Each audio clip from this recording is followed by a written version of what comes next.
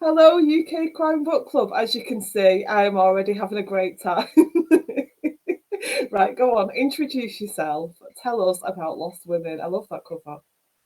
Hello, my favourite crime fiction podcast. Oh, you People, lovely. flatterer. I am, but I do, Sam. You know I do. I know. And I've been following you. I've actually been stalking you since we did it last year, and your Twitter. So I'm always keeping an eye on who you interview. Yes, I'm Neil Humphreys. I'm from Britain. I'm from East London originally, Dagenham, and now I live in Singapore, which is where I am now. And this is the fourth in my Inspector Lowe series. Just come out this week, I think, in the UK, and it's called Lost Women, as you can see there. And in my previous book, when we spoke, that one, the publisher hasn't given me a poster yet. I don't know why. So I still have last year's one. But my previous book, Bloody Foreigners, which we talked about, my Inspector Lowe went from Singapore to London to investigate a crime and met up with an old flame of his, Inspector Ramilla Mystery, a character that, and again, kind of have to thank you guys and your responses and from others in the UK that rather cynically, people like that character so much, the British Indian detective from Dagenham, from where I'm from, East London, that I thought I have to shoehorn a way to bring her back into this one. So this time it's much more international. There's a trafficking syndicate. That's all I'll say. There's a trafficking syndicate that starts in East London, but naturally there are Singaporean connections, which brings Lowe to Singapore, brings Lowe back to London. But then Mystery has to go back with him to Singapore.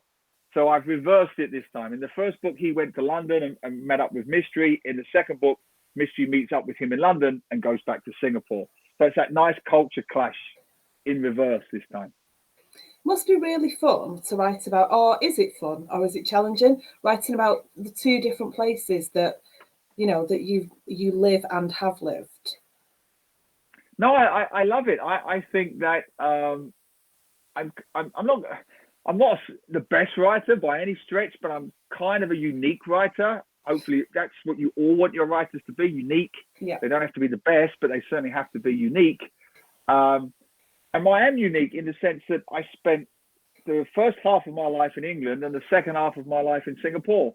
So that alone makes me unique. I have unique perspectives on two different cultures, languages, races, and so on and so on. So with Bloody Foreigners, it gave me a kind of unique perspective on how England had changed. Very good. Yeah, I can see it. Yeah, very good. I couldn't remember which way my arms were going then. Your display's better than mine, by the way. Yeah, so Bloody Foreigners gave me a unique kind of perspective on how England had changed since I'd been away, especially in light of Brexit and everything else. And so I could go that way. But then I thought, wouldn't it be fun to go the other way? And that Mystery, you have to read the book to find out why, but she'd obviously had a relationship with Lowe before, and their relationship ended not long after I came to Singapore. So she's doing the complete opposite to me. She's leaving England to go to Singapore to see how Singapore's changed in the last 25 years. So that's great for me. That's great because I can play with my knowledge of both cultures. It's great. And you like throwing stuff at Inspector Lowe, don't you? I mean, you do. And can I just point out that when you are saying you are not the best writer, you are an excellent writer. You're really funny. As Kaz has pointed out, really topical. You always cover things. You're not afraid to really go at it, go at the topic. And you're an excellent writer. So I'm going to get that in there right now. You're very humble. Humble Humphreys, but yeah, well, that's the whole. Oh, and it drives me mad, Sam. It drives me mad because it's the whole working class thing. That it's imposter syndrome, and I part of me thinks it's a good thing. I do a radio show in Singapore, and I've discussed this before. That my colleague says imposter syndrome is a bad thing. A little bit of it's okay because it keeps you rooted, it keeps you humble, but too much of it is excessive. I kind of envy. I'm not going to name names, but I have met some British politicians who are from a certain educational background, shall we say. Okay. And in a sort of Singaporean context, And when you meet those guys, they just have this air of confidence, that I belong here and I own the room that I'm in. I've never quite had that. And I kind of think it's a good thing because it makes you, at least it makes me, work that little bit harder. I really work hard. That I will say. Yeah. I mean, this is my 28th book. I've written, I think, 2 or 3 children's books since I last spoke to you. Yeah. I've completed a 6-part children's series of books. I've also written for television since I last spoke to you. I didn't know you'd been writing for television. Yeah, and that's on top of my regular work, writing for websites and radio and so on. So, yes, I've still got that working class council estate chip on the shoulder, and I should have lost it by now. I am nearly bloody 50, but at the same time, when you say something like, "Oh, you're a good writer," I can't help but no, stop that. I'm gonna get the whole get back to Dagenham. You don't belong here. So, but you're very kind to say, very, very kind. But it's not a bad thing, like you say. I mean, you don't want to be. You could be arrogant, but I think that would spoil things. And it also helps. Yeah, I was going to say it also helps with Inspector Lowe because obviously, like many central characters, there's a huge autobiographical element to it, obviously, and he has that insecurity, that duality. I mean, yes, he's bipolar, but it's not just that. He's extraordinarily confident and he's extraordinarily insecure, often at the same time. And my wife, who's in the next room, I could almost hear her saying, "I wonder who that is." But so one minute I can go, like just last week, I can give a talk to 1,200 students who I've never met. I do this quite often. 7 o'clock on a Monday morning, I will go into an auditorium and be expected to hold the attention of 1,200 teenagers who I've never met. And I think, yeah, I can do that. But then 5 minutes before, you won't get me off the toilet. So it's that, and Inspector Lowe's got that. I think he needs that. And you see it in all his books. He has to believe that when he goes into a room or an interrogation room or to meet with a witness or a suspect, he must believe that he can psychologically strip them. That's the way I look at it. He psychologically undresses the person in front of them.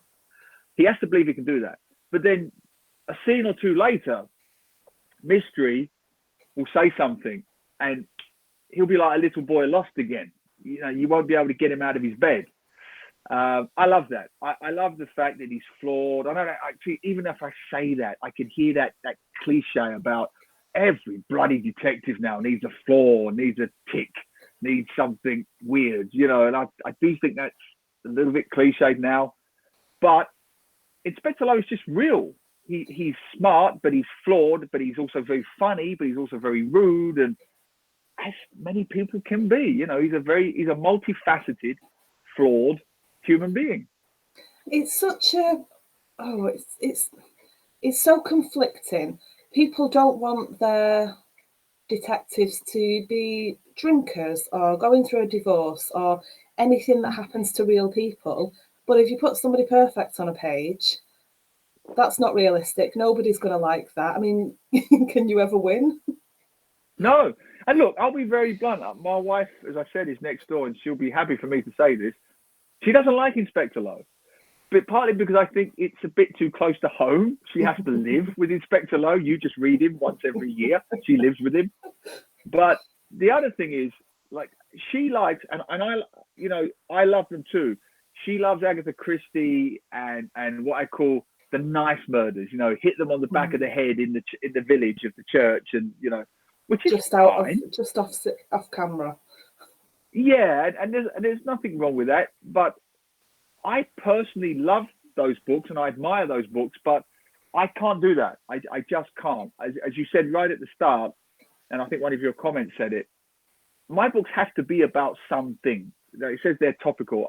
Basically, I think Jimmy McGovern, who's one of my favorite writers, who wrote Cracker and recently the prison drama, which was brilliant. and lots of other stuff. He is my hero. I make no secret of that. I mean, if there wasn't Cracker, there wouldn't be Inspector Lowe. That's how seminal his work After is you to me. mentioned Jimmy McGovern, we did try and get you an interview with him on here, but he's not doing them. No, So I'm sure. so I we can. did try. We thought that'd be brilliant, and we thought it'd be a nice Oh, surprise for I'd you, but we love it. couldn't do it. We tried. I'd love it. I'd love it. And I'll just say briefly, with one of my earlier books, a novel that I wrote called Premier Leach, which was, well, actually, there is a murder in it, but it was more of a scathing, satirical look at the English Premier League. And then I quickly realised that there's not that big an audience for English Premier League novels, sadly. But I was very proud of it. But the point was that Jimmy McGovern gave me a quote for that, as I may have said before. But the thing about Jimmy was he insisted through himself. I think he contacted me directly and said, I want the whole book. I want the whole manuscript, which is quite unusual. They're so busy, these guys, and I shouldn't be like giving everyone a peek behind the curtain. But we do try to read all of the book. We really do. But sometimes we just don't have the time. So we'll read maybe the dozen chapters or the best chapters, and then we'll give a quote. But in this case, Jimmy was like, no, if I'm giving a quote, I'm reading the whole thing. Yeah. I just thought that was extraordinary. And he gave me a very nice quote as well. So, so Jimmy McGovern's point was he can't write something unless he's angry. And I'm a little bit like that. If you look at all books behind you, Marina Bay Sins, I was kind of angry about the economic hypocrisy, the societal hypocrisy in Singapore, that we pretend to be so clean and green and sanitized. But if you scratch the surface, we're sleazy as anybody else. And then Rich Kill, Poor Kill, that was my I was just angry about the economic hypocrisy. And then Bloody Foreigners, obviously, the racial hypocrisy. And then this one, the gender hypocrisy. So I can almost describe all of my books in 2 words. So just look at your list. It would be society hypocrisy, economic hypocrisy, racial hypocrisy, and gender hypocrisy. So I kind of write better when I'm angry. I always think that, though. I always think if you can't get going, have a rant about something, because something will come. I use it for rage cleaning. If I need to get a lot of cleaning done and I'm short on time, I find myself going through things in my head that I'm annoyed about, and everything gets done in like less than half the time, because you've got that build up, that frustration to use. So I can imagine that working really well for writing. We are absolutely peas in a pod. I just did the same this morning. Again, it's, I don't know, that working class thing. I love housework. I adore housework. My wife thinks I'm insane, but I genuinely enjoy it. I often do my best thinking when I'm doing it. So today I did both the bathrooms, the drains. I live in an apartment block. I did the balcony. I did the kitchen. I genuinely enjoy housework because it gives me a chance to. I can't sit, as you could tell. I don't sit still very well. So my best ideas come when I'm moving. It has to be a very kinetic experience for me. In fact, I often tell this to students. I'm not even sure. Everyone's different. I mean, everyone has their own way. I don't even know if it even works, that you can just sit in front of a laptop and go, bing. It doesn't work for me anyway. I have to get out. I get out. I go walking. I talk to myself. People think I'm nuts. They'll often see the tall white guy in an Asian city walking through the forest, talking out loud. Himself. But that is me doing the dialogue. That is me doing the interrogation scene. I'll do it all the time. If I've got a big scene coming up, my big cracker-like interrogation scene, I'll usually act it out because I have to feel that the dialogue is sounding authentic to me. I always say it before I write it, and I'm always moving when I'm doing it. So, yeah, that works for me. So I need to be moving and angry and cleaning. Yeah. We literally are peas in a pod, yeah. Hi, Patsy. We've got hellos as well. Patsy's just come to join us. And we were talking a little bit about the things that you throw at Inspector Lowe. So, obviously, you've mentioned bipolar, bit of an angry man. You know, you've got a lot to work with. So Yes. how do you go about it? I'm looking for advice. You've created a character. He's a bit Yeah. like you in some ways, not in others. Yeah. Yeah. You play out whatever is making you angry about the world through his eyes. Yeah. Yeah. It's a fascinating process. It is, and as you said there, and it's not. See, people always want the easy answer. It's not always an easy process. It's hard work writing. It's the classic. No, it is. I mean, it's No, the I old know. cliche. Hard work. You work Yeah, how do hard you and write? make it look very easy, which is the Yeah, trick, it's like isn't how it? do you ride a bike? You just ride a bike. There's no other way. You have to get on the bike and fall off and get on and fall off and so I on. would fall off a And it's lot. no different. Yeah, it's no different to writing, really. People always want the magic bullet, and there just isn't one. You just write, and so for me, the starting point is always the character. It always comes back to character. I mean, I know it's chicken and egg character plot. You can have a masterful plot, and that works. But for me, I got to have the character. The character's the one that's got to sustain the plot. So I need to be in the right frame of mind. I need to be in the right place to have the character where he needs to be. And then the second thing is I have to have an idea that is going to sustain me. I was saying this to students the other day. Is oh, why do we spend so much time working on the idea? Because if you're not 1,000% happy with your idea, you're stuck with it for the next 80,000 words. You know, we've all done it. I've done it. I've been writing things before. I'm 10,000 words in. I think, oh Christ, this isn't going to work, is it? So I have to be very sure about the idea, and in this case, it's trafficking. People trafficking, because it is something that would legitimately connect the two worlds. My world, sadly, my old world of East London, because I grew up near the River Thames. Sadly, a lot of the major cases in recent years have been around that area because they come via the docks, and there's a lot of haulage companies along the river, as there is in any port city. So that's the way in for traffickers. So it has to feel legitimate to me. I look, all of it's made up. I mean, that just sounds silly, right? And if you really want to get technical about it, and I'm putting myself down here, yes, in theory, they probably wouldn't fly a Singaporean detective to the UK to help the Metropolitan Police. And in theory, the Singapore police definitely wouldn't invite a Metropolitan Police officer to Singapore. So there's always an element of suspension of disbelief in any book. Yeah. But that aside, for me, it still has to be grounded in a semblance of reality. Call it my journalistic background. But as soon as I get to that wouldn't happen, I have to go back and rewrite. I am my own worst or best BS detector. No, that's just, no, come on now, you're being silly. I'm the worst for that. I'm the worst when I'm watching something, when I'm reading something. So I have to be very clear early on that if I am going to have this idea, this plot, how plausible can it be for him to go there and for her to come here and for this character to do that? So there's a lot of back and forth for me before I even start. And then once I'm entirely satisfied, I'll go back. I'm never entirely satisfied. Just going to say that. I don't believe you. Yeah, satisfied enough to start. That's when the magic and the misery happens at the same time. Because it's the cliche, isn't it? Every day is the blank page, and it's terrifying. If you thought about it too much, Sam, you'd go insane. You would, because it's terrifying. When you actually think about it, it's terrifying. Because you've got to get past that, because it's a blank page every day, every single day for 3 months, and you have a rough idea. Like I always say, you have a rough idea that the train has to get from A to B.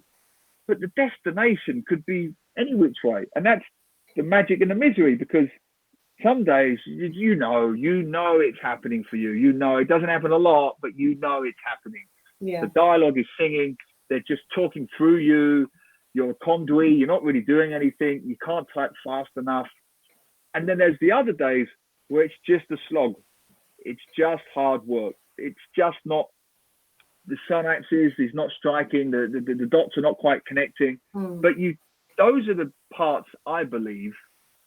I don't know what you think, Sam, but those are the parts I believe when you really prove if you're a writer or not. Because everyone has moments of inspiration. Everybody. But it's the moments when it's not happening that you have the confidence and the perseverance to keep going, because you know that you can always go back and edit and change and hopefully, but the trick is, again, not to get off the bike. The easiest thing in the world is just to get off the bike and watch TV. That's a long answer, but that's my process anyway. No, it's a great answer. I want to go back to you getting on a stage in front of 1,200 children, on a Monday morning, 7:00. I mean, yes, that is a lot. I mean, you do that a lot, obviously, for your job, but you still have that moment of panic beforehand. Is that the same way it works for me with interviewing? I don't think about how many people could ever see this. I am terrified every time just before we go live, even with people like you. We know each other a little bit. We've talked quite a lot last year when I recorded the promo for Kaz. And I know that I'm not going to have any problems talking to you. I'm not going to have any problems coming up with things to talk about, because we do just bounce off each other really well. But I still have that fear. But I think that's a good thing. I think the nervous energy is what makes you come alive for something. Is that the same for you? Once you actually get up there, is it the nervous energy that just sails you through it? Absolutely.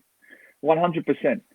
I mean, I have the book launch for Lost Women coming up in 2 weeks' time, first Saturday in May. And that will be probably, I don't know, at least my 20th book launch, in-store book launch. And I'll be just as terrified as the first. It never changes. If anything, it gets worse, because your insecurities are multiplied, because I hate to be a downer, but the book industry is not what it was 20 years ago. The bookstores are not what they were 20 years ago. I mean, geez, when my first books came out, you could literally turn up in a bookstore almost unannounced, and there would be enough people in that store randomly that someone could just say, ladies and gentlemen, we have an author here today. Oh, that'll do. And it would just be enough. That's literally happened to me before. Wow. But now you've got to really, if you're not too busy, could you come down to my book launch? You've got to kind of pester people, but not spam people. So I'll be doing, for the next 2 weeks, I'll be on the toilet, basically. And I know the toilet location next to Kinokuniya, the bookstore, like it's my home, because for 20 minutes before the launch, it's so pathetic, Sam. I will not turn up. If my launch is at 2 p.m., I will turn up at 1:59. And it's not me being a diva. It's the complete opposite of that.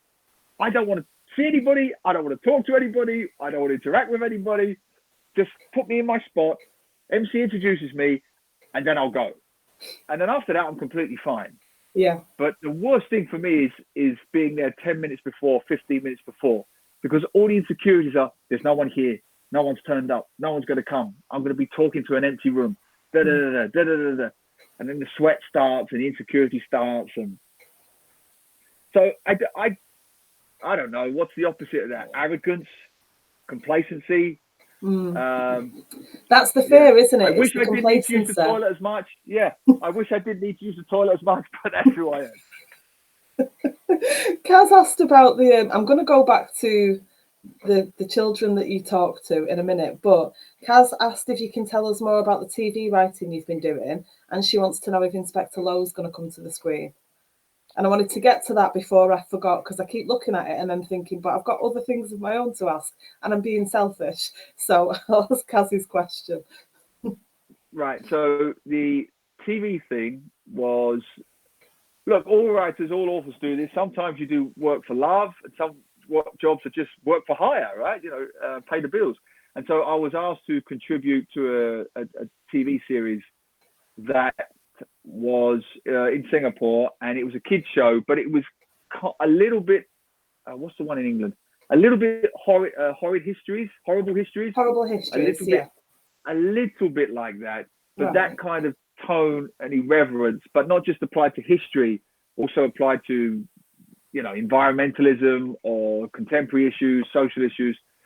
But that tone and irreverence, a bit quirkiness. So I wrote some episodes about climate change and rising sea levels and meat consumption. With the log line being, will cow farts kill us all? That kind of thing. Talking about the methane, and then we get into it. It's a good way of gauging, getting the topic. Yeah, that's really clever. And then I did one about Singapore's history. From the kids' perspective, why does Singapore not have kings and queens anymore? Because the Queen Elizabeth used to be the Queen of Singapore. So you start with that simple question, and then from that, you then talk about empire, Singapore's imperial history, how it was complicated, how a guy called Stamford Raffles, British guy, essentially came to Singapore, took it over at gunpoint, which is very much the British Empire's way. No comment. And it was not only was it at gunpoint, as I've said before, it was also the negotiations were done with opium. So it was gunpoint, but also a drug deal. So it was kind of like halfway between narco and the wire. That's how the British Empire took over Singapore, at gunpoint with a drug deal. So I play with that, and I sort of tried to make it quirky, and that's what I did. And one of the episodes won an award, a bronze medal. It got a third place prize at the New York TV Festival something. So I call myself a New York Festival TV award winning something. I don't really. You should have a T-shirt printed. I do. I put it on my, under my name on my emails now. It's just about 50 words long. It goes on forever. And as for Low, funnily enough, I had a meeting. It's a bit confidential, really, but I'll give you some of the gossip. I had a meeting just last week with the production company.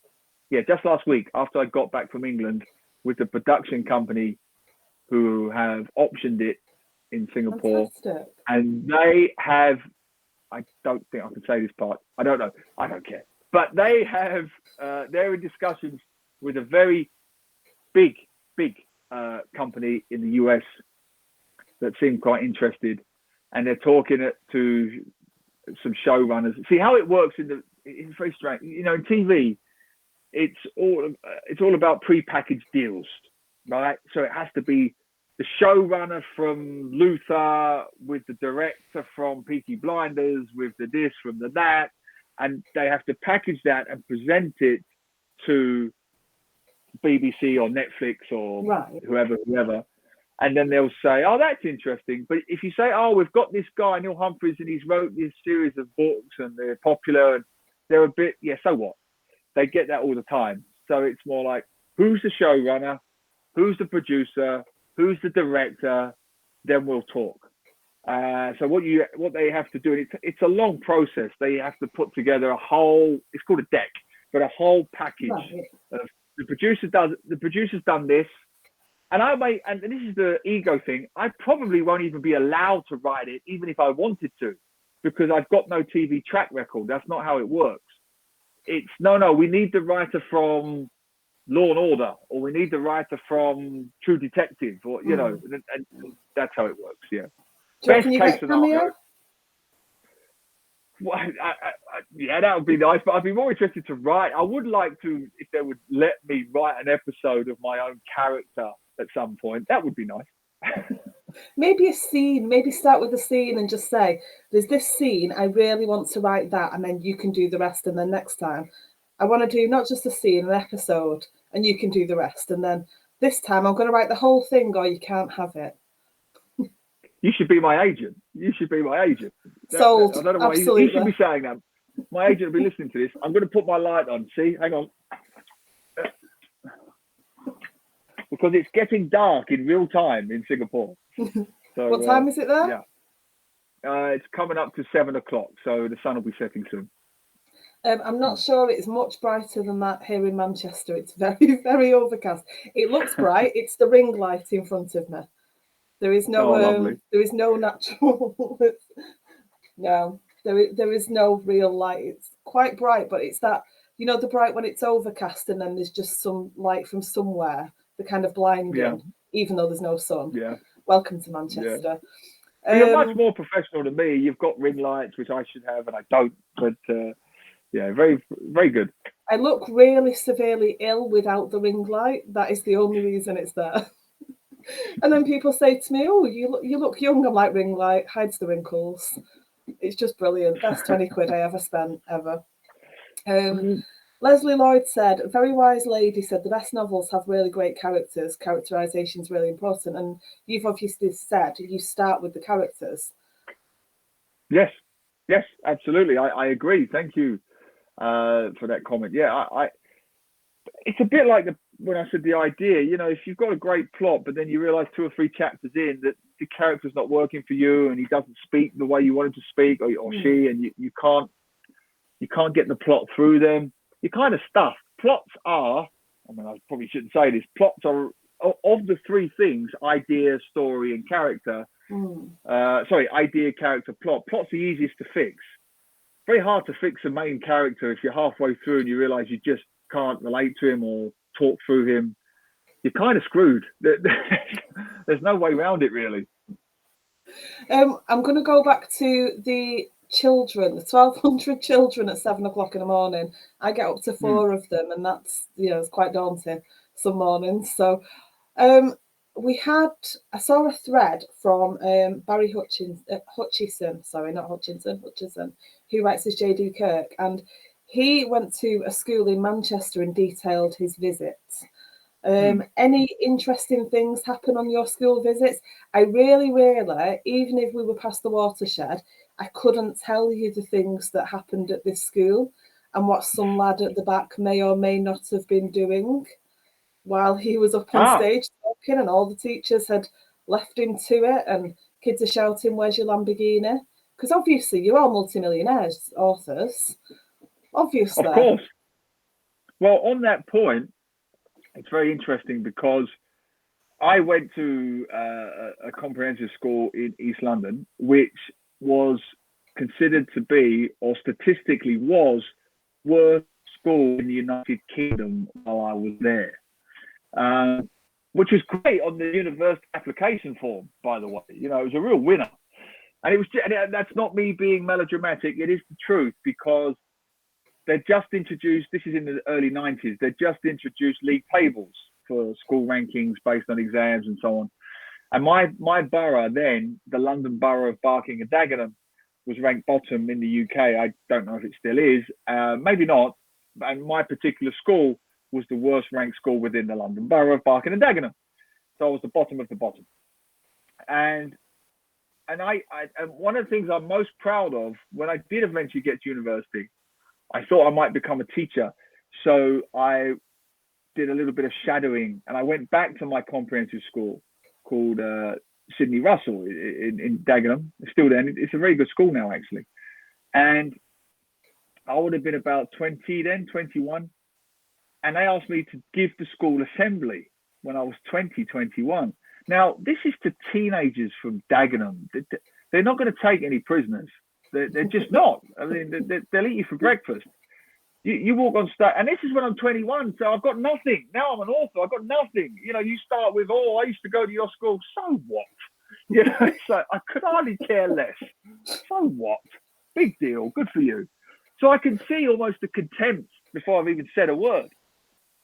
So I remember, and I didn't sleep the night before. I remember thinking, I'll do this talk, but I'll make it look like it's off the cuff. But it's not off the cuff. It's going to be rehearsed to death in my head. And the gist of, and I still remember it, which tells you everything. It's now, how old am I now? So it's nearly 30 years ago, give or take, 28 years ago. And the gist of it was, this is a hell of a risk, by the way. This is public speaking, no go. It was basically me insulting them from the beginning. Now go with me on this, because no, I see where you're going, and I like this path. Because I didn't want to, soap anything, and I just did the whole.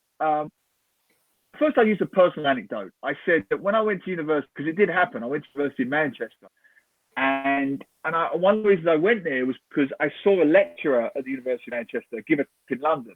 And I thought he was great, and I was a bit in awe of him. And he ended up becoming my personal tutor for my thesis. But when I met him properly in a small tutorial group, he went round the room and said, "Where are you from? Where are you from?" And everybody said where they were from. And then I said I was from Dagenham. And he said, "Oh, I suppose I better keep an eye on my wallet then, in case you mug me." Ha ha ha. So, of course, dick. So I told that story, and I could almost see them seething. They're already angry. They're like, "Where is he going with this?" And so on. So I told a few other stories like that. But then I said to them, you can't sugarcoat. Statistically, he's right. And then I went through the whole, there's more chance of you going to prison than there is of you going to university, or whatever the stats were at that time. There's more chance of you doing this than doing that. And we've got one of the lowest university rates in the country, and da-da-da-da-da. And then I went through the thing. And then I said, but I use that. That drives me. That's my motivation. I want to come back at these stupid people, and I want to say to them that you are well and truly, utterly, completely wrong. And I just remember my last word being wrong. I can't remember the bit, but it was this big build-up. And I got this spontaneous eruption of applause that the headmaster said he'd never seen before. Normally you've got to clap for the speaker, children, clap for the speaker. But it was this visceral response from the crowd. And it's never left me. It's never left me. So when I do talks now, and I do it most of them in Singapore, and I'm doing some in Malaysia and so on coming up, I'll often get, this is a bit of a tricky neighbourhood school, this one, low social demographic and all that. And I'm a bit, let me stop you right there. I got mugged twice by the time I was 21. All right. I come from a town that once had the highest teenage pregnancy rate in Europe. Everything you think I've seen, I've seen. Everything you think I've been a part of, I've been a part of. There is nothing these people can do in this auditorium. Now, this does sound arrogant, but there is nothing these people can do, really, that's going to throw me off because I'm from that world. I've seen it all. So it doesn't make you bulletproof, but it does make you a little bit more, confident. And but I think it's more, just to bring it full circle, it comes back to my writing. It's empathy. I've always been a very empathetic writer. That's why my Singapore books, that were social commentary, Bill Bryson type books about me living in Singapore, that's why they connected so much with Singaporeans, because they didn't see me as a white guy. They saw me as a working class guy who's not, from a working class background, single parent household, broken home, council house, the whole 9 yards. They get past the skin color, and they just see this empathetic guy who genuinely does connect with the man and the poorer people in the society and so on. And it's the same with my books. Inspector Lowe always punches up. He never punches down. If he goes after anybody, it's because they deserve it. It's because they are scum. And particularly in the fourth book, this new one, he shows a lot more empathy than in the other books. He's still just as angry, but there are scenes where he shows real empathy with the women in this book, which was important to me. So if you go back through the four books, yes, he's violent, yes, he's obnoxious, yes, he's very sweary. But if you stop and think of it, he only ever gives it to the people who deserve to be getting it. He never, ever, ever punches down, ever. And nor do I, in life or in my writing. Yeah, really important point. I want to... I know this gets asked a lot, but you write really strong themes, topical, as you and Kaz have said. When you're looking into things, when you're researching this, how do you not drive yourself mad with it? Looking at the things that it's so horrific that this is the world that we live in. And you detailing that in a book to give your readers an understanding of the things that go on. Obviously, using fictionalized versions, but these things, are happening right now all over the world. And that is such an overwhelming thing to even know just a bit about. How do you deal with that? That's a brilliant question, actually, Sam. That's a really, really brilliant question because, wow. I said earlier, I can't just write a crime thriller for its own sake. Many people can, and that's brilliant. Good luck to them. I personally can't. Whether it's fiction or non-fiction, I need a reason to be writing it beyond the genre. I need the reason to be writing it. So these are, believe it or not, in all 4 Low books, particularly this one, particularly Lost Women, these are issues that I deeply care about. Yeah. So in the 4th one, Lost Women, without giving too much away, the trafficking part is only at the beginning of the book.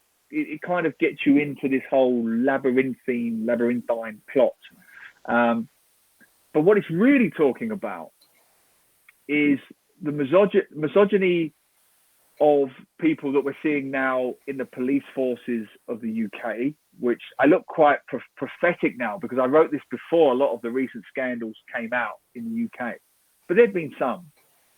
And the treatment of women and the idea that women can't walk around the streets of England at certain times anymore. I was particularly struck by something my sister said. My sister's a keen runner. In fact, she's at the London Marathon as we speak. Not doing it. She's watching my uncle do it, but she has done it in the past. And it struck me that as winter moved into spring, she said, it's good now because now I can run whenever I want. And it was just something I'd never thought about. I don't have to think about that in Singapore. My wife, God bless Singapore, but it's just not something we have to think about here. And then I talked about it and I did some reading. And of course, there are women who have to have certain running trails and certain times to run, and they can't go down this street at that time or this park at that time. So I wanted to talk a bit about that in the England section of the book and the misogyny behind that. So there's a couple of white coppers in London, and the way she talks to Mystery is awful. Don't worry, Mystery gives it back. I can believe it. Don't worry about that. She takes no prisoners, which is important to me. And I'll get back to that in a minute. There's a very important point about this book I wanted to make. But Mystery gives it back. Don't worry. And then when they come to Singapore, the treatment of our migrant workers, what we call our foreign domestic helpers, maids, effectively, which for someone like maybe you or me, is just another whole dimension. But in this part of the world, they have maids, they have live-in maids, domestic helpers as they're called.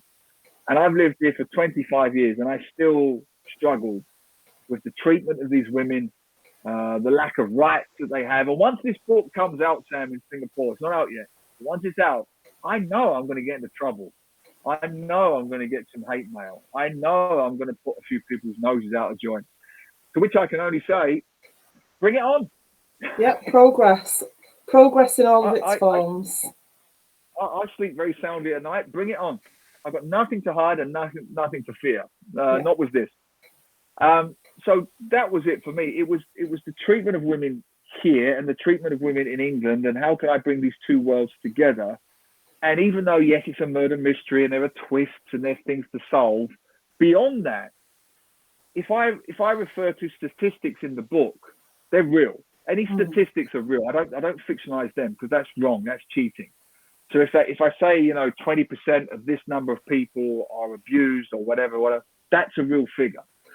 I never fictionalize that stuff. So within a fictionalized world, you can still comment very, very strongly about the non-fiction reality, which is always my hope. But the point I wanted to make about the women, and something that was very, very important to me, and I kind of got this from you, your podcast, your comments, your readers' comments, not just for our podcast, but other podcasts. And then when my book was released in England, Bloody Foreigners, it goes on these, what's the name? But it goes on these ebook platforms where they're kind of it's a good thing where they're like, there's group comments. Have you heard of these? So they all read it and then they all comment, and then they can have threads, and Right. different readers can comment on different chapters. And I was a bit wary of it at first because I was asked initially to dip in once in a while and give my own comments. I didn't want to do it too much because I thought, oh, it's the author. But I did it once or twice.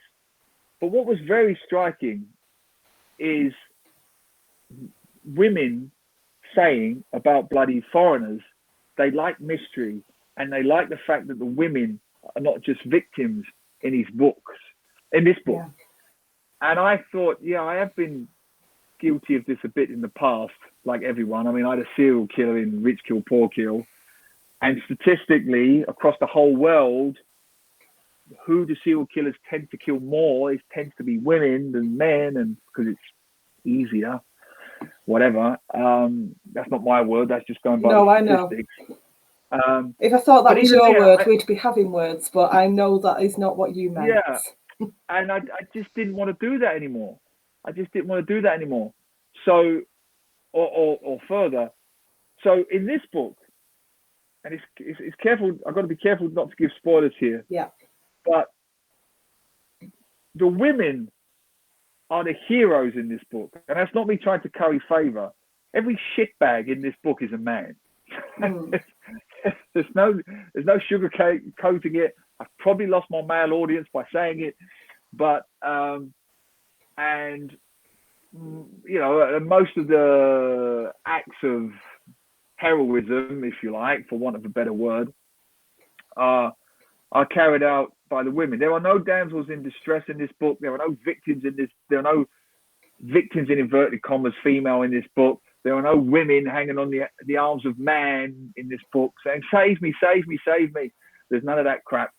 And yeah, so that was something that I was very passionate about because I learned a word. I learned a word through my daughter called fridging.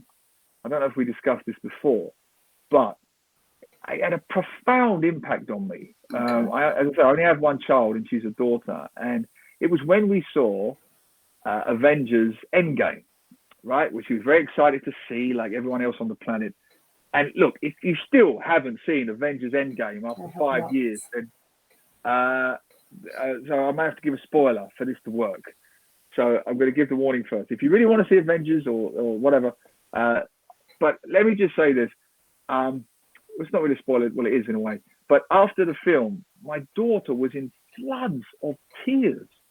And it affected her in a really profound way. And I said, what's going on here? And this is the spoiler, so fast forward if you don't want to hear. A female character dies in the film. And she said, we only had one, and they killed her. And I just thought, yeah, that's true, actually. And as a man, I wouldn't have even given it a lot of thought. Then you've got 8 bloody blokes and you don't kill any of them. You've got one woman and you kill her. And that's when I learned this phrase, fridging. It comes from the comic books realms, and it's based upon a comic book where a girlfriend is killed and dumped in a fridge. And that becomes the motivation for the male character to seek his revenge. And I just thought, you know what? I've had enough of this crap. I've had enough of women being sacrificed to give the male character the inspiration or the impetus or the drive or the ambition or the this or the that to do what needs to be done. I got fed up with that. That pure and simple. I just got fed up with the trope. I think it's very tired. I think it's very lazy. And this book is the complete opposite of that. There is no fridging. This is the anti-fridging book. So that, if nothing else, I'm very pleased with that. You've just given me an idea for something. So I wonder if I can write that. Let's see. I'm assuming this comment's from Kaz, wise choice not being a teacher. Yeah, it is. Kaz, the teacher. Currently, hope you're feeling okay. Currently at home with a cold, which is why I got to step in and interview Neil. Which, as you can see, I'm not happy about one little bit. Yeah, I was a teacher. Like many other, I was a teacher for 3 or 4 years, and absolutely loved it. And that's why I go back to school so often now, because it's a lonely job being a writer. It's just you most of the day. So I tend to be very exuberant in my talks, but it's a release. I can sometimes go 2, 3, 4 work days without talking to anyone, except my wife when she comes home. So I go to a school, and it's a it's a bit bipolar. It's a bit a bit manic. But yeah, I do enjoy it. Yeah, Right, it's fun. we're coming up towards the end. There's only a few minutes left, and I want to talk to you about Singlish phrases, or I want you to talk Okay. to me about Singlish phrases. Okay. Um, anything in particular, or what did you want Well, me to you have say a about Singlish? glossary, don't you, in your book? I do. I do. Which I only introduced. No, that's not true, actually. No, I did introduce it in the first books. Yes, because again, it comes back to authenticity. So the characters must speak properly, and it, to me, or not properly, but authentically. It doesn't matter whether they've got a Thames estuary Essex accent, which of course is slightly different to an East London Cockney accent, or a standard English accent from Singapore, or a Singlish accent, which is more guttural, more of a street language, if you like. They have to be authentic, and I get every word of the Singlish checked, because that is the one thing I know that the last thing you want is for a Singaporean, an Asian saying, "Oh, the white man's got that completely wrong." So I get it checked methodically and ruthlessly by all my Singaporean friends and authors and so on. And that's just authenticity. And plus, I love it. I love the use of it. It can be very funny, Singlish, because they have funny expressions like, get lost. The equivalent of get lost would be, you just say balls, balls la, talk cock la. So talk cock, literally talk cockerel, talk rubbish. I love that. Or to say, they'll say balls la you, because a lot of la's, it's like an expression. Balls la you. And I love that. And he uses it quite a lot, Inspector Lowe. Because that's from his previous days of being undercover. But every Singaporean speaks English, because every Singaporean male does national service. So it doesn't matter whether you're rich or poor, you all go into the military camp for 2 years. And it's a great social leveler, because you could be bunking with, a taxi driver's son and a MP's son. You could be sharing bunk beds. And so in that melting pot of Chinese, Malay, Indians, we're a multiracial society, Eurasians. Singlish is that one unifier, because some people speak Mandarin more than they do English. Some people speak Malay. Some people speak Tamil. So yes, English is kind of the language that unites everyone, but it's actually really Singlish. And the amazing thing about Singlish, I'm trying to think of an example now, but you can sometimes speak 3 or 4 languages in one sentence, and it's utterly extraordinary. So, for example, you might say, let me think of an example now. You might say, give me one pata kosong, yeah? So what you've just said there is you're ordering prata, which is like a pancake in Singapore. It's delicious. I mean, they started to sell it in England as well. So you ordered a prata, but you said, give me the prata kosong. Kosong is Malay. It just literally means nothing, ordinary, nothing on it. But it literally translates to nothing. And curry means can in Chinese. So prata is predominantly an Indian dish, which kind of makes it an Indian word. Malay is the word, kosong is the word in Malay for nothing, and curry is the Chinese word for can, which kind of everybody uses. And then you put the la at the end, which is the Singlish. So, and that would be normal. If you would never say to anyone in Singapore, you would never say, have you had your lunch yet? You'd always say, makan already? Makan or not? Makan is the Malay word literally for eat. Everybody uses that. They use that instead of saying hello. It's because it's all about the food in this part of the world. Everything's food. I grew up with an alcohol culture, swapped into an eat culture. So it's all about the food. So, and it's a term of endearment. They'll always say, makan already? Take makan already? Meaning, have you eaten yet? You need to eat, that kind of thing. It's lovely. And for me to play with that, it's an absolute godsend. I think it's the first thing I say to people when they walk into my house. The kids' friends turn up and it's like, "Hi, you all right? Are you hungry? Can you grab a drink? Can I get you anything?" And then they kind of they just go off and do whatever they're doing. But yeah, it's the first thing when anybody comes through the door. Are you hungry? So it's really interesting to hear it in 4 other languages. And that's it, isn't it? That's the sweet part about it, because it brings it back full circle to my grandmother.